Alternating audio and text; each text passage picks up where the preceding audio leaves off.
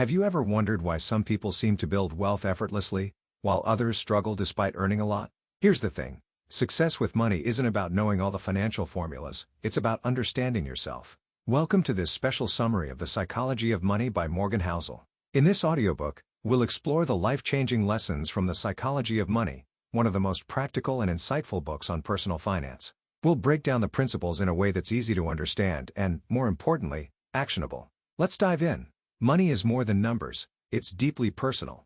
It's about behavior. Our relationship with money is influenced by our upbringing, life experiences, emotions and psychological biases. Success with money isn't determined by intelligence or technical knowledge but by habits, mindset, and how we manage emotions like fear and greed. Lesson 1. The magic of compounding. Here's the deal. Building wealth is less about making huge, flashy moves and more about letting time do the heavy lifting. Morgan Housel calls compounding the eighth wonder of the world, and honestly, he's right. Think about it. Warren Buffett didn't become a billionaire overnight. Most of his fortune came after his 50s, simply because he started young and allowed his investments to grow over time. Let me give you a relatable example. Imagine you start investing just $100 a month in your 20s. By the time you retire, that small habit could turn into a massive fortune, just because you started early. But if you wait until your 40s, it's much harder to catch up. Takeaway? Start small. Start now. The earlier you begin saving or investing, the more you'll benefit from compounding. It's not about how much you invest, it's about how long you let it grow. Wealth builds over time through consistent actions and patience. And remember this, compounding works best when you let your investments grow undisturbed for decades. The longer the time horizon, the bigger the results. Lesson 2. Behavior beats intelligence. Here's something that blew my mind. Being good with money has almost nothing to do with how smart you are. It's all about your habits and behavior. Have you ever made a financial decision out of fear or greed? We all have. It's human nature. But the psychology of money teaches us that the people who win financially are the ones who stay calm, stay consistent, and don't panic when things get tough. Here's a story to illustrate this. A janitor named Ronald Reed quietly built an $8 million fortune, not because he had a high-paying job, but because he lived frugally and invested wisely. Compare that to lottery winners who go bankrupt within years because they can't manage their emotions around money. Your financial success is less about how smart you are, and more about how disciplined and consistent you are. Takeaway? Discipline and patience matter more than knowing every stock tip or financial strategy. Focus on building habits, not just chasing knowledge. Traits like patience, humility, and the ability to delay gratification are far more important than knowing how to pick stocks or predict markets. Focus on mastering your emotions and sticking to a plan. Lesson 3. Risk and luck go hand in hand. We love hearing stories of self-made millionaires, don't we? But here's the truth. Luck and timing often play a huge role in success. That doesn't mean hard work doesn't matter. It does. But acknowledging the role of luck keeps us humble and realistic while managing risk ensures long-term survival. Think about this.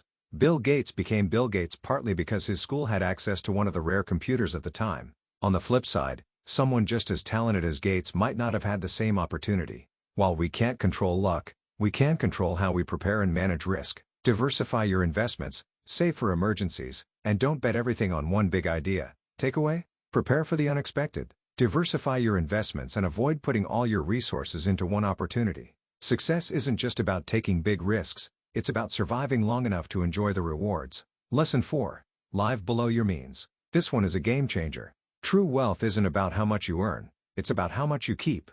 In a world obsessed with showing off, the smartest financial decision you can make is to live simply. Living simple gives you freedom, security, and peace of mind. Here's a real-life example. There are countless stories of people earning six figures who are broke because they spend everything they make. They are burdened by debt because of lifestyle inflation.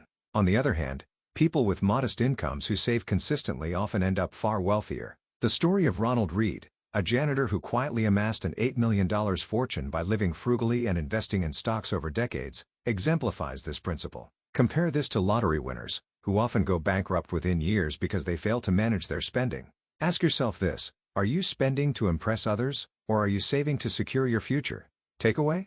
Freedom comes from having options, not possessions. Wealth isn't what you see, it's the money you've saved and invested. Lesson 5. Think long term. One of the most profound lessons in this book is about patience. Building wealth isn't a sprint, it's a marathon. But in today's world of instant gratification, staying patient is harder than ever. Building wealth requires a mindset of endurance. Avoid chasing quick wins or reacting emotionally to market fluctuations. Time in the market is more important than timing the market. Here's a mindset shift.